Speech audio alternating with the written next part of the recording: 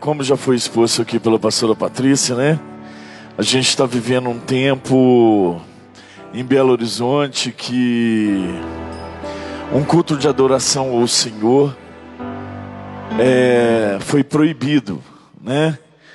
Em 123 anos de Belo Horizonte, é isso mesmo? Eu acredito. É isso? 123 anos de Belo Horizonte é a primeira vez que um fato desse acontece. Um culto não poder acontecer, um culto de adoração. Mas nós entendemos, queridos, em todas as coisas, a permissão do Senhor em nossas vidas, em tudo aquilo que está acontecendo ao nosso redor. Queridos, estamos vivendo um tempo tão difícil, aonde eu acredito que o Senhor tem nos dado uma oportunidade de ouro nesse tempo. E como disse a minha esposa aqui, essa oportunidade é de nos apresentarmos ao Senhor, porque a palavra de Deus vai dizer no Evangelho de Jesus, segundo escrevera João, que é nesta hora que o Senhor procura os verdadeiros adoradores. Queridos, essa palavra tem uma revelação nesse versículo. E a revelação é que essas pessoas existem nesse lugar que se chama Lagoinha São Geraldo. Os verdadeiros adoradores. Eles estão aqui, eles existem. Amém? Amados, quando nós olhamos para toda a palavra de Deus e todos os seus propósitos, até o propósito de você estar sentado aqui essa noite, é muito maior do que tudo aquilo que você imagina. Mas a pergunta que nós precisamos fazer é: eu compreendo a profundidade, eu compreendo a dimensão desse propósito de ser chamado para estar sentado nesse lugar, para louvar, para servir, para adorar ao Senhor? Eu compreendo esse propósito na sua íntegra? É a pergunta que nós precisamos fazer. Se pudéssemos colocar um título na pregação de hoje, seria um toque de amor. Pastor, mas de manhã o senhor falou sobre uma dose de vida eterna, e agora um toque de amor. Se seu cônjuge estiver aí do seu lado, olha para ele e só por um momento lembra o primeiro dia que você o viu ou a viu. Faz esse retrocesso aí. O primeiro dia, se o coração tremeu, se as pernas ficaram bambas, se deu aquele frio no estômago, como é que foi isso? Porque isso nós intitulamos como amor à primeira vista. Pastor, quando eu vi a minha esposa, cara, eu sabia que ela era a mulher da minha vida. Todos nós já ouvimos isso, né, pastor? E automaticamente, queridos, esse primeiro contato, esse primeiro olhar com o nosso cônjuge vai falar muito diretamente sobre o nosso primeiro olhar para a cruz. Nosso primeiro olhar para a cruz. E o entendimento que nós precisamos ter, a revelação que nós precisamos ter da cruz, é que, ao contrário de ser um instrumento de morte, de vergonha, de vexame, como era anteriormente, depois que Jesus passou por esse lugar, tornou a ser um lugar de vida eterna, um símbolo de vida eterna. E é justamente isso que nós, como cristãos, precisamos entender. Porque quando nós entendemos que a cruz não é o fim, mas é o início de um amor eterno sobre as nossas vidas, querido, a nossa perspectiva em relação a outra pessoa muda. Eu não consigo olhar para o pastor Reis mais nunca mais da mesma forma. Eu não consigo olhar para o João, para a Sabrina, para o Ricardo, nunca mais da mesma forma, a partir da perspectiva de entendimento que essa cruz não é o fim, não é a morte, não é a vergonha, mas tornou-se por Jesus Cristo o símbolo de vida eterna. Sacrifício de cruz, sangue derramado. Queridos, a palavra de Deus, ela vai nos dizer no Evangelho de Jesus, segundo escreveu João, no capítulo 3, no versículo 16. Tem quantos anos que você não abre a Bíblia para ler esse versículo? Porque talvez você diz: não, esse versículo foi o primeiro versículo que eu conheci quando eu converti, eu já sei de cor, eu não preciso abrir. Mas eu quero que você leia. Eu quero que você leia.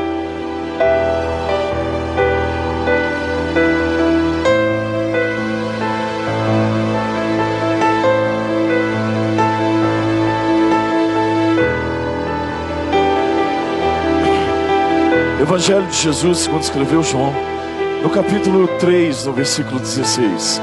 A palavra de Deus, ela vai nos dizer o seguinte: porque Deus amou o mundo de tal maneira que deu o seu Filho unigênito, para todo aquele que nele crê não pereça, mas tenha vida eterna.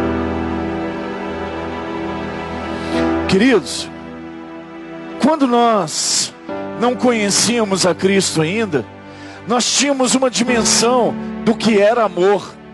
Nós tínhamos uma ideia do que era amor. E talvez o amor, a dimensão do amor que a gente tinha, a expressão maior de amor que a gente tinha, era o amor que nós sentimos pela nossa esposa, ou pelo nosso esposo, pelo nosso cônjuge. Quando nós olhamos para ele a primeira vez, e a nossa perna tremeu, a nossa barriga deu um frio na barriga, e a gente ficou naquela vontade de beijar logo. Talvez a dimensão de amor que a gente tinha era essa. E aí nós recebemos um amor de um pai que entrega o seu filho, para que ele morresse. Tinha uma história muito antiga e passava na Rede Super antigamente. Quem acompanhou a Rede Super no início via que era a história do maquinista. E esse maquinista trabalhava lá na rede ferroviária. E aí, hora que o trem ia passando perto dele a um determinado momento, ele tinha que puxar uma alavanca, e essa alavanca descia uma caixa de ferro no buraco certinho, e fazia com que essa caixa de ferro descesse e mudava a pista de lugar para o trem continuar, porque senão ele caía lá no abismo. E aí a história conta e mostrava no vídeo que esse homem leva o seu filho de 8 anos para trabalhar com ele. E o que acontece? Na hora que o trem está vindo, ele procura o filho, porque ele vai puxar a alavanca, e ele olha para o filho estava lá dentro do buraco, aonde a caixa de ferro desceria e esmagaria o filho dele. Aí o homem olha para o trem, e no trem tinha eu e você, mentirosos, gananciosos, corruptos, enganadores, blasfemadores, não honrosos. E o homem olha para o filho e ele diz: se eu tirar o meu filho, a igreja Lagoinha São Geraldo vai cair no abismo e vai morrer todo mundo.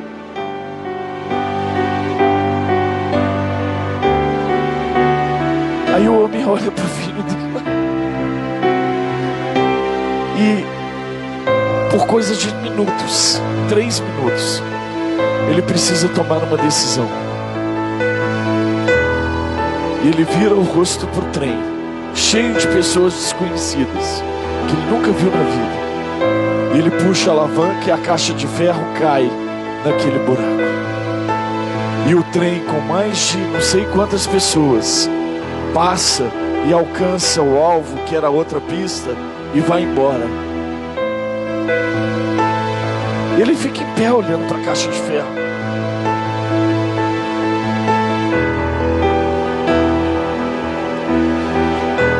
E Jesus na cruz, o versículo de João 3,16, é isso. Quem tem filho aqui? Quem é filho? Gente, se não levantar a mão, vou te chamar de ET, você pode ficar aqui não. Todo mundo é filho. Pensa no seu filho. Se você tivesse que dar o seu filho hoje,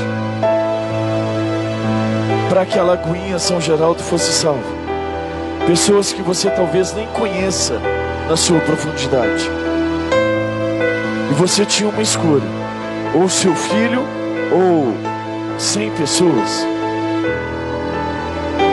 qual que seria a sua decisão?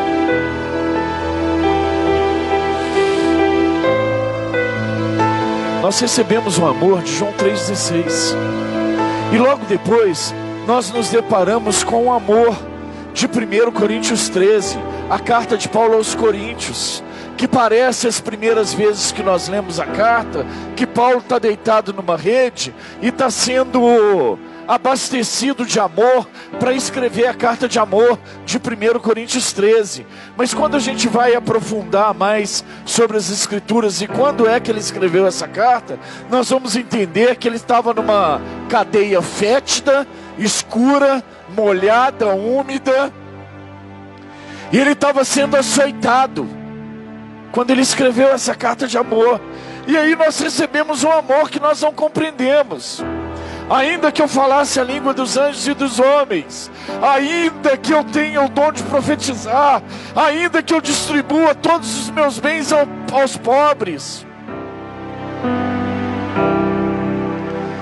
o amor é paciente, benigno, não arde em ciúmes, não se ufana, não se ensoberbece, não se conduz inconvenientemente, não se exaspera, não se ressente do mal, não se alegra com a injustiça.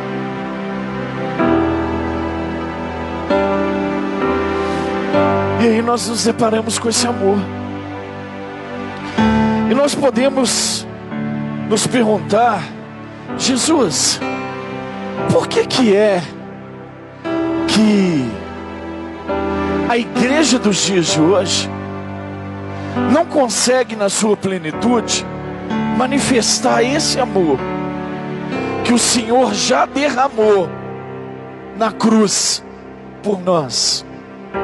Por que eu, como cristão e servo que digo que sou, temente a Deus que tenho declarado que sou, não consigo andar segundo a medida desse amor que foi derramado na cruz do Calvário? É esse que tudo sofre, esse que ainda que eu falasse a língua dos homens, desse todos os meus bens aos pobres, desse o meu corpo para ser queimado. É desse amor. Por que é que a sua igreja tem tanta dificuldade para viver a plenitude desse amor, já que ele foi derramado de graça? A igreja não precisou pagar, a igreja não precisou fazer nada para receber esse amor, simplesmente o recebeu.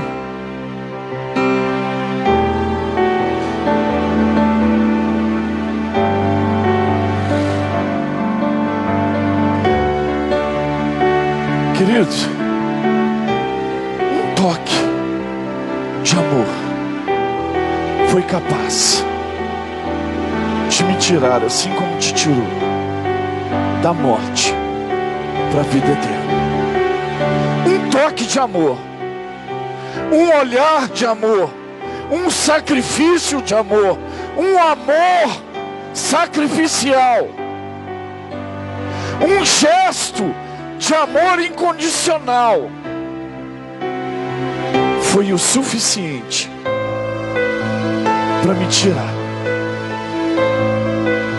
da morte para a vida.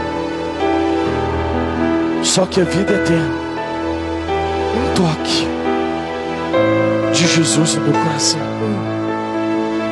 Ele encostou o dedo no meu coração e disse: você, a partir de hoje você é meu.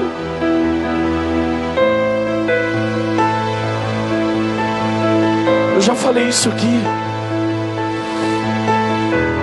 É como se nós andássemos a vida inteira no supermercado de Satanás e chegássemos na prateleira e pegássemos na prateleira mentira, ódio, raiva, engano, droga, prostituição, e enchêssemos o nosso carrinho. E quando nós passássemos na boca do caixa, a caixa desse um sorriso pra gente e falasse assim: é só assinar notinha. O dono falou que é só assinar notinha. Mas um dia, o dono do supermercado veio cobrar a conta. Cobrou a conta o dono do supermercado. E aí ele jogou as notinhas na mesa. E nós não tínhamos como pagar todas as vezes que nós fomos no supermercado de Satanás buscar tudo que fazia bem aos nossos desejos e às nossas vontades, ao nosso bel prazer. Mas Jesus ouviu lá de cima. E ele tinha um pai. E ele disse: eu vou para pagar a dívida do meu filho. Eu vou.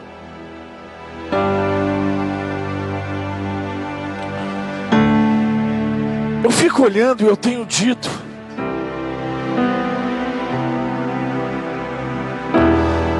todas as coisas que a igreja tem se perdido. A igreja tem se perdido nas orações. E aí nós lembramos das vigílias de oração, as saudosas vigílias de oração. Aí eu fico me lembrando dos tempos de monte. Aí eu fico me lembrando dos tempos de evangelismo. Aí eu fico me lembrando quando a igreja precisava fazer alguma coisa, que ela se reunia em peso. Todo mundo se dispunha daquele tempo para fazer aquilo em peso.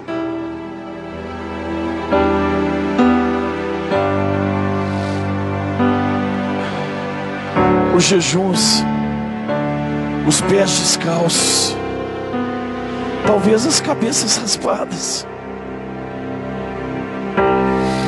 os propósitos de não comer. Mas na verdade, o que a igreja está precisando é ser tocada pelo Senhor Jesus de novo. É para ela lembrar daquele primeiro amor lá atrás. Aquele amor lá atrás que fazia com que nós nos levantássemos a qualquer hora para acudir quem precisava. Aquele amor que quando nós somos tocados, nós chegávamos à casa de Deus e falávamos com o pastor assim: pastor, o que tem para fazer aí? Eu estou precisando fazer alguma coisa para Deus.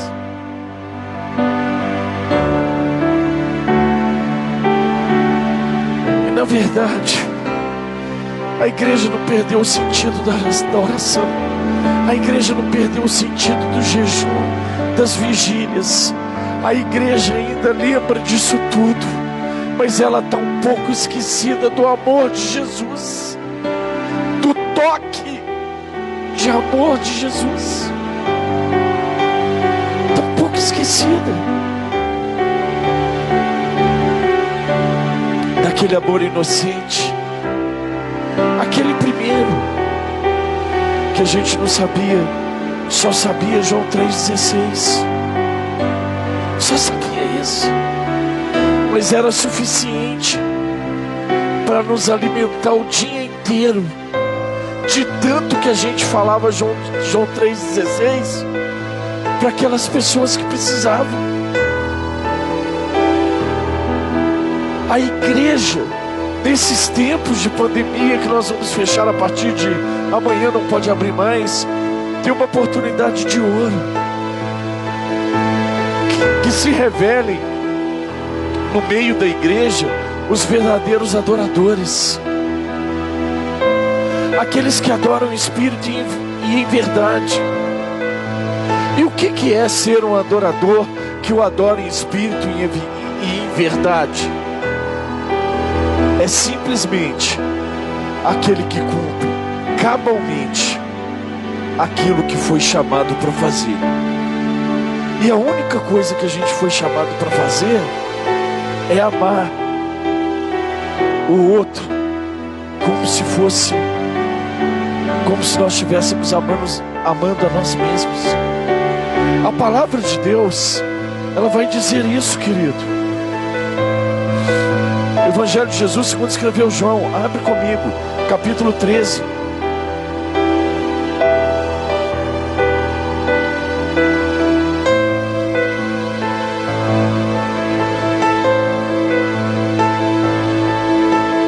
Versículo 34 e 35. Evangelho de Jesus segundo escreveu João.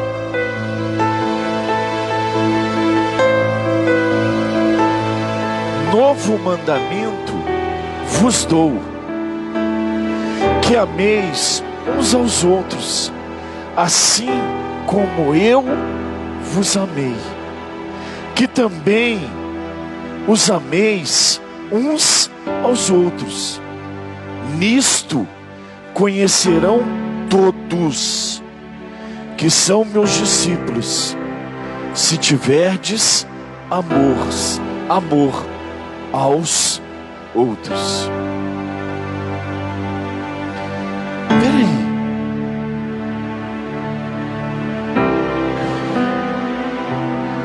durante tanto tempo, querido, talvez você como igreja nesse lugar, você como igreja, responsabilidade, você como igreja, a igreja de um Deus vivo, usou de tantas armas, usou de tantos métodos, usou de tantos planejamentos, para que aquelas pessoas que estão lá e que não experimentaram desse amor ainda, experimentassem. E eu acredito que todos esses métodos eram só uma forma de substituir o amor que na verdade nós precisávamos expressar, porque a palavra de Deus, ela vai dizer o seguinte: porque quando eles reconhecerem em vós o amor que vocês têm uns pelos outros,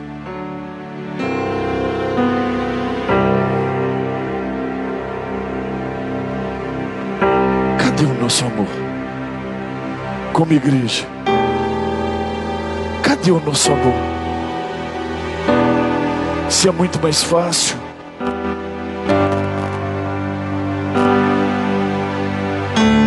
eu compreender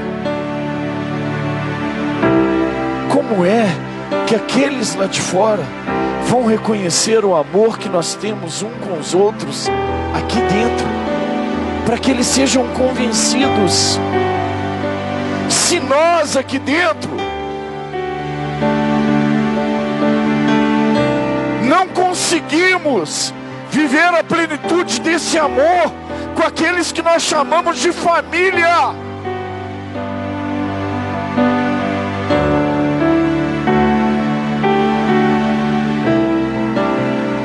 contendemos com os que estão dentro e queremos trazer os de fora para dentro. Para quê?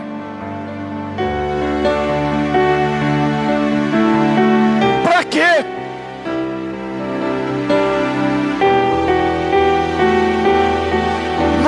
mandamento vos dou, que ameis uns aos outros, assim como eu vos amei, que também ameis uns aos outros.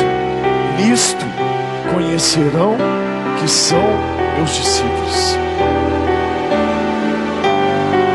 Pastor, nada que a gente faz atrai as pessoas. Pastor, a gente faz isso, a gente faz aquilo outro, e a gente faz aquilo outro, e não atrai as pessoas. Ei, por que a palavra está dizendo que eu só preciso de uma coisa? De um toque de amor do Senhor Jesus. Por quê? Sabe por quê?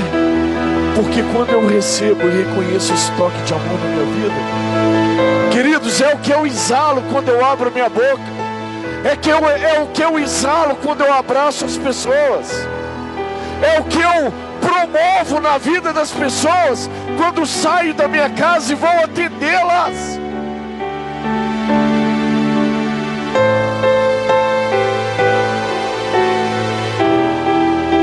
Na primeira epístola de João, no capítulo 4, no versículo 19,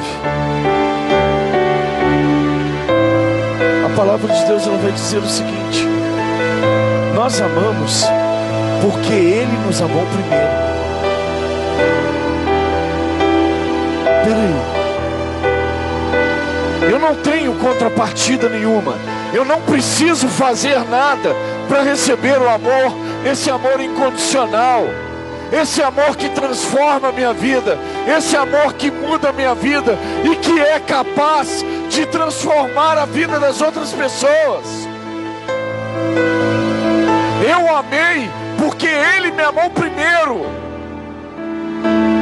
Qual que é a nossa dificuldade?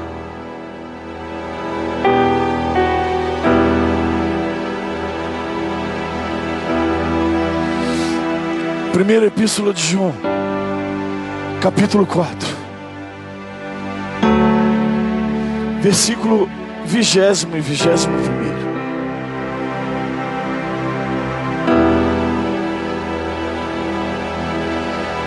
Se alguém disser, eu amo a Deus, e se odiar o seu irmão, este é um mentiroso.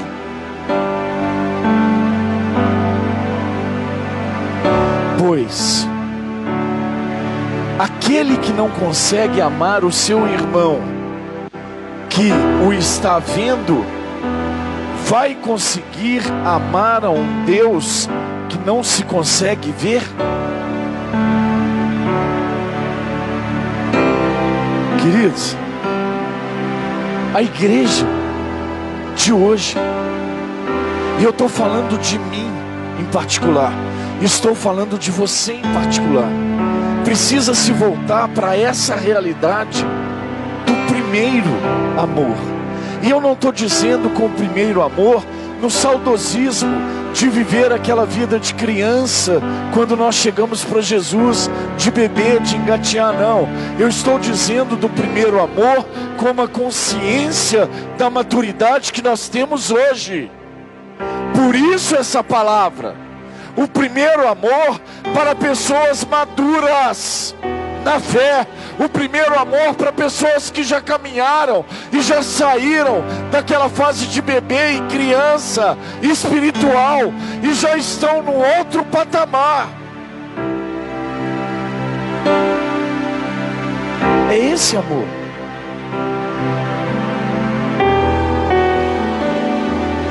No Evangelho de Jesus, segundo escrever a João, no capítulo 4, a partir do verso 5, a partir do verso 1 até o verso 29, nós encontramos a história de Jesus, os seus discípulos e uma mulher samaritana. Todo mundo conhece a história, eu não vou ler o texto de novo, porque eu preciso ganhar tempo. Mas eu preciso falar sobre algumas características da igreja dos dias de hoje. Por quê? Porque o fundamento que nós precisávamos saber nós já sabemos.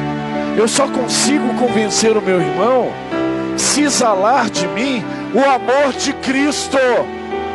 Ei, eu posso ter conhecimento, eu posso saber a Bíblia toda, eu posso saber todos os versículos, eu posso ser um evangelista de primeira linha. Se eu não compreender o toque de amor que eu recebi lá atrás, eu não consigo convencer nenhuma mosca que passar na minha frente.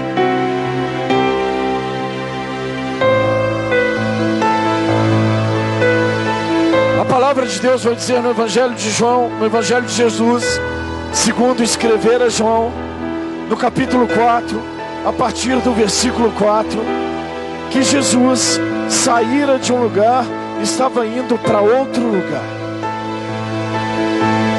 E a palavra vai dizer o seguinte no versículo 4: lhe era necessário passar por Samaria.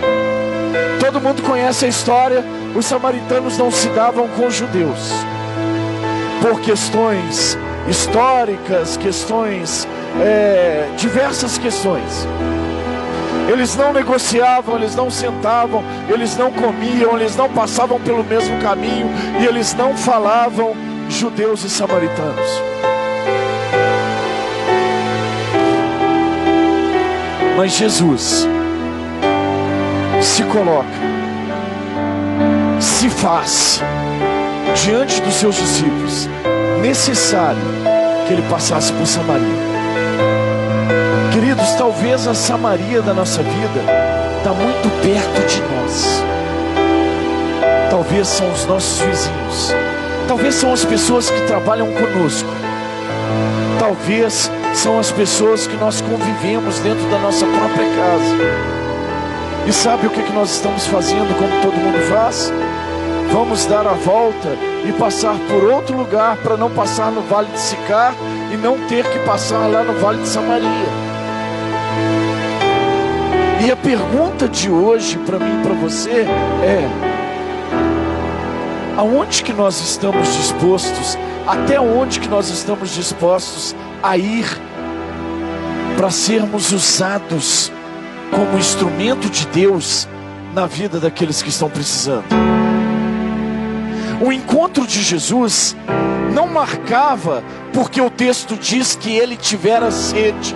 E essa sede de Jesus não se trata dessa água natural que nós tomamos aqui, mas era uma sede espiritual.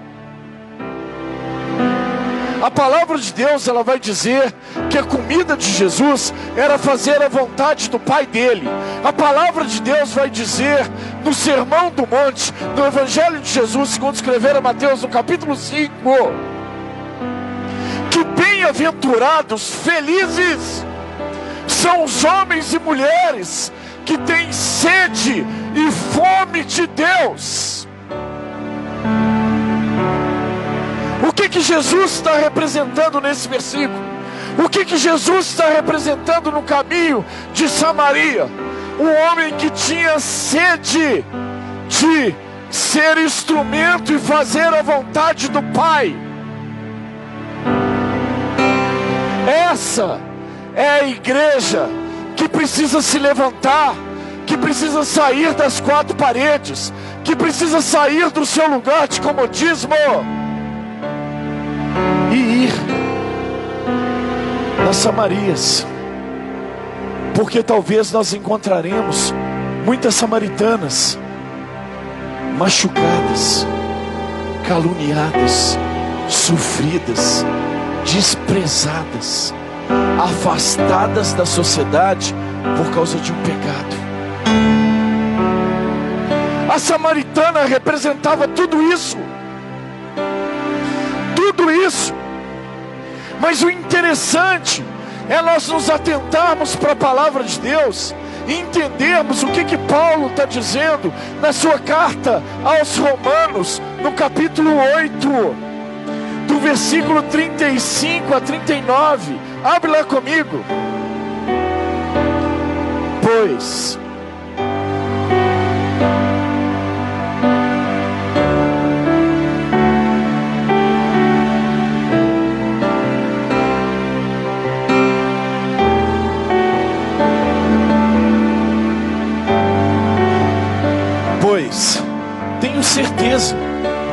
poderá me afastar do amor de Deus? Nem a morte, nem a vida, nem os anjos, nem as outras autoridades, nem poderes celestiais, nem presente, nem futuro, e nem o mundo lá fora. Mas na verdade, é até estranho dizer isso. Sabe o que tem nos separado do amor de Cristo? Não é a morte, não é a tribulação, não é a luta, não é a peste, não é o vírus, não é nada. É o entendimento enganoso que nós temos sobre a cultura do reino e sobre a palavra do reino nas nossas vidas. O entendimento, o Jesus do meu entendimento tem me afastado do amor de Jesus na minha vida.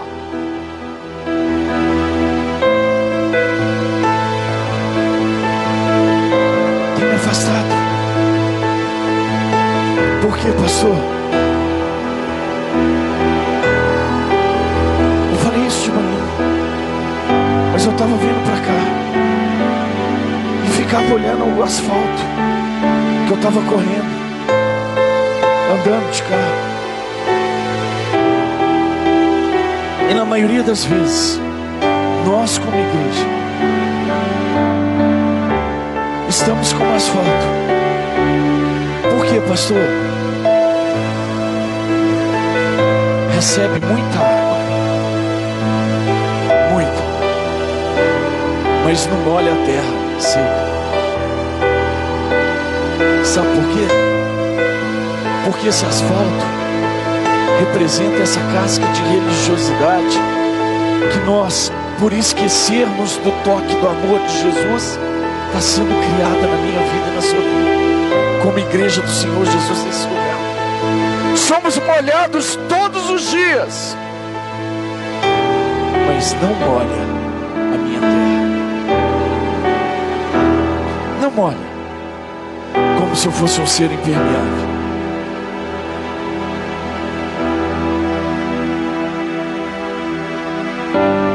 Queridos, nós só precisamos de um encontro. Essa mulher sai do lugar onde estava para buscar água na hora sexta, meio-dia. O horário de buscar água era 5 horas da manhã, 6 horas da manhã, porque é o horário que a água estava fresca, a água estava gelada. E ela sai meio-dia para buscar água. E eu imagino essa mulher no seu caminho, caminhando. E o que se passava na cabeça dessa mulher? Porque ela não poderia ser vista por ninguém, e por isso buscava água ao meio-dia, porque se alguém a visse, ela era acusada. Por que ela era acusada, queridos? Porque você vai lembrar, ela estava com cesto, e também não era o seu marido. Já tinha passado por 5, e estava com cesto, e também não era o seu marido. E talvez, querido, o nosso caminho até um encontro com Jesus, porque só nos basta um encontro, vai colocar diante de nós muitos desafios. Mas essa mulher, como exemplo de perseverança, continuou no seu caminho, podendo ser julgada, podendo ser vista, podendo ser notada. E por uma atitude de perseverança de buscar água, mesmo que fosse meio-dia, ela teve um encontro particular com aquele que podia mudar a sua história. Pastor, mas o que tem a ver com a igreja? A igreja é a mulher samaritana. A igreja é a mulher samaritana. A mulher samaritana é a figura da igreja dos dias de hoje. Machucada, ferida, não reconhecida, frustrada, não atendida nas suas orações. É o retrato da igreja dos dias de hoje. Descrente do os milagres, descrentes de que Deus opera milagres nos dias de hoje, vivendo de um passado.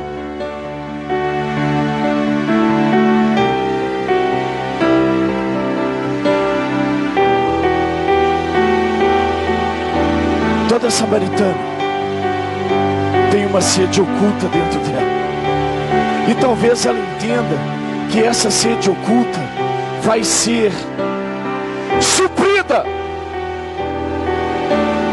com os desejos e os prazeres desse mundo. Ou talvez ela vai entender a um determinado momento, por viver de um passado bem presente, mas esse poço era de Jacó, e esse poço de Jacó representava o passado.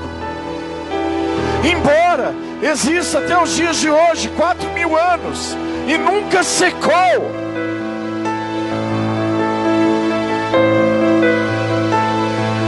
E essa mulher talvez entendia que a sua sede oculta podia ser resolvida pela água do poço de Jacó. E Deus está falando para a igreja: está ferida, está machucada, está desacreditada, está achando que as orações não são ouvidas, está achando que eu não sou o mesmo Deus de ontem, de hoje e eternamente serei, não acredita mais, está sem esperança.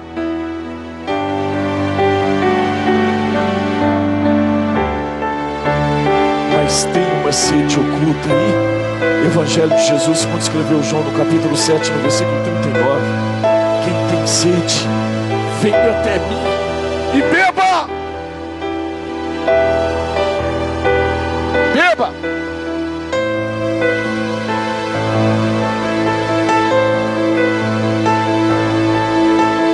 Queridos,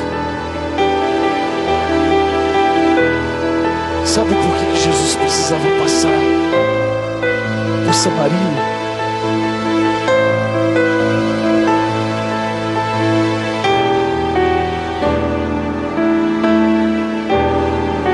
Porque ele precisava ser uma dose de vida eterna na vida daquela mulher. Uma dose. Uma dose.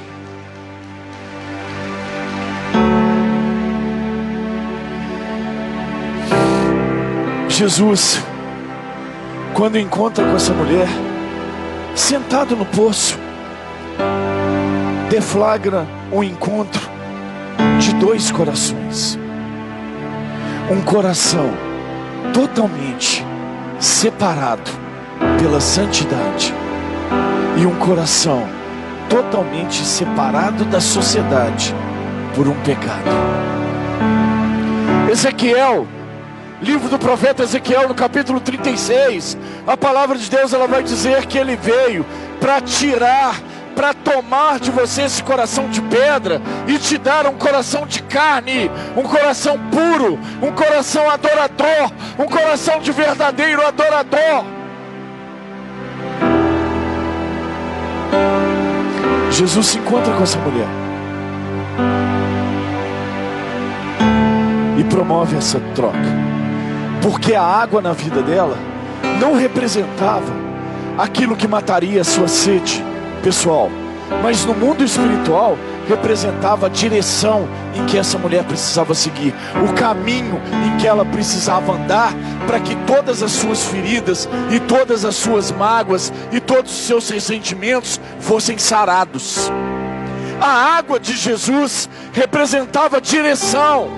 A água de Jesus representa direção para a minha vida e para a sua vida. Essa água, quem tem sede, venha até mim e beba.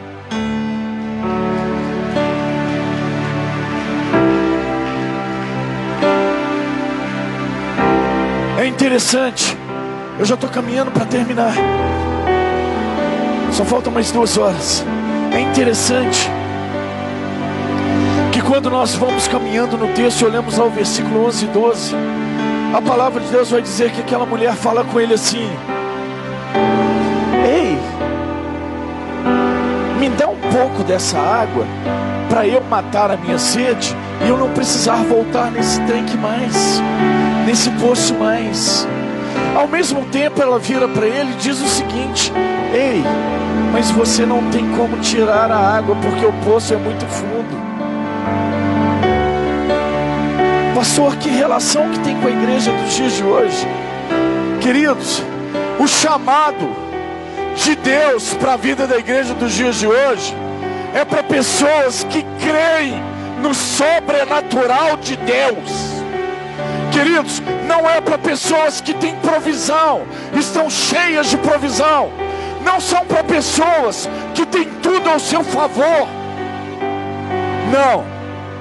É uma obra para pessoas que têm fé, que não têm recurso nenhum, que acreditam num Deus sobrenatural e que estão dispostas a colocar o pé para depois Ele colocar o caminho.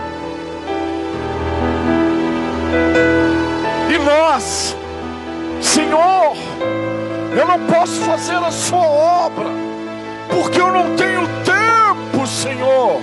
Eu não tenho recurso, Senhor. E nós até oramos a Deus e falamos essas parafernálias com Deus, que não temos tempo, que não temos recurso. Queridos, pessoas loucas, sem recurso nenhum, sem instrução nenhuma, sem preparo nenhum, foram chamadas porque Ele falou assim: ei, Zaqueu, desce daí porque hoje eu quero pousar na sua casa. Ei, Levi, cobrador de impostos, a partir de hoje não é Levi mais não, é Mateus. Ei, Pedro, larga as redes, farei de você pescador de homens. Que preparo que esses homens tinham.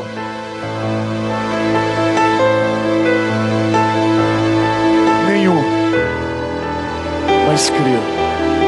E a igreja de hoje está precisando desse toque de amor do Senhor Jesus. O primeiro que faz ela levantar do seu lugar e faz ela ter vontade de servir o Senhor, tendo recurso ou não, sabendo ou não, sendo capaz ou não.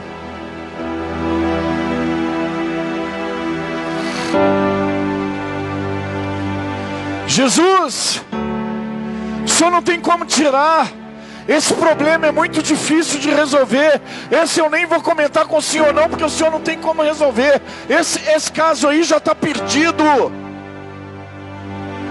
Nossa Maria estava falando para ele isso que nós falamos no dia de hoje.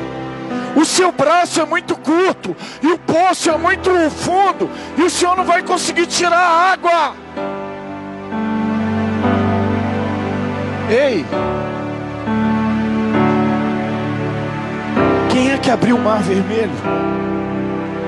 Quem é que mandou chover sobre a terra pela primeira vez? Quem é que mandou o dilúvio sobre a face da terra? Quem é que fez sair a água da rocha quando não tinha água? Quem é que disse no Evangelho de Jesus, segundo escreveu João, no capítulo 7, no versículo 39, porque fluirão rios de águas vivas dentro de vocês. Qual que é o recurso que você precisa mais, além do Espírito Santo de Deus fluindo dentro de você 24 horas? Qual que é? Dinheiro?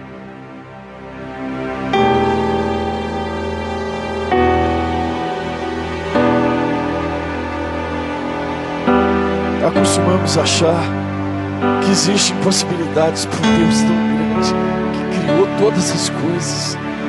Mas a palavra de Deus, ela vai dizer o seguinte: tudo é possível àquele que crê. Tudo é possível àquele que crê.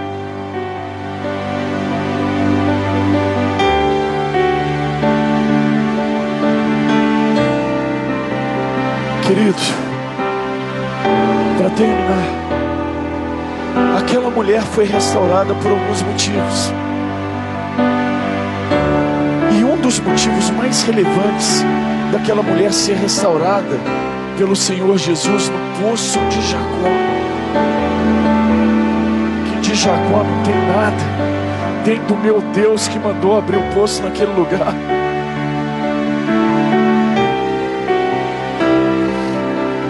Foi que ela se posicionou. Ela foi confrontada pelo Senhor Jesus e se posicionou. Quando ela pediu água do poço para que ela não tivesse que voltar lá, Jesus falou com ela assim: pastor Reis, vai lá e chama o seu marido. Igreja, se posiciona como igreja que quer ser resgatada como noiva. O Senhor está perguntando: ei, qual que é aquele pecado que está escondido? O que é que está escondido lá, que não foi aberto para mim ainda com confiança, para que eu possa tratar na sua vida? Sabe qual foi a resposta da samaritana? Não tenho marido. Porque às vezes nós fingimos que não sabemos que Deus vê todas as coisas e conhece todas as coisas. Fingimos que Deus não pode ver e saber de todas as coisas, e nós ficamos escondendo as coisas. Mas quando Jesus perguntou para aquela mulher, ela já tinha certeza de quem estava na frente dele, que era o Messias, o prometido, o Salvador. E ela disse, rasgando, abrindo o seu coração: eu não tenho marido. E Jesus volta a retórica para ela: dissestes bem, ou poderíamos dizer, falou simplesmente a verdade, não omitiu os fatos, não escondeu o seu pecado por vergonha, não quis se passar por uma coisa que você não é. Dissestes bem, porque esse é o sexto, e os 5 que já viveu não eram seu marido, além do sexto também não ser. Igreja, é noite de ceia, é noite de compreender que um toque de Jesus no dia de hoje pode mudar nossa história agora. Eu quero chamar o louvor para subir nesse lugar.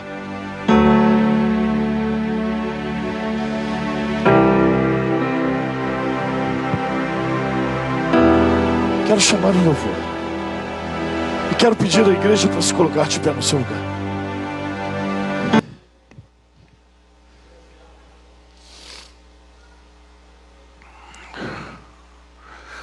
Quero pedir à igreja.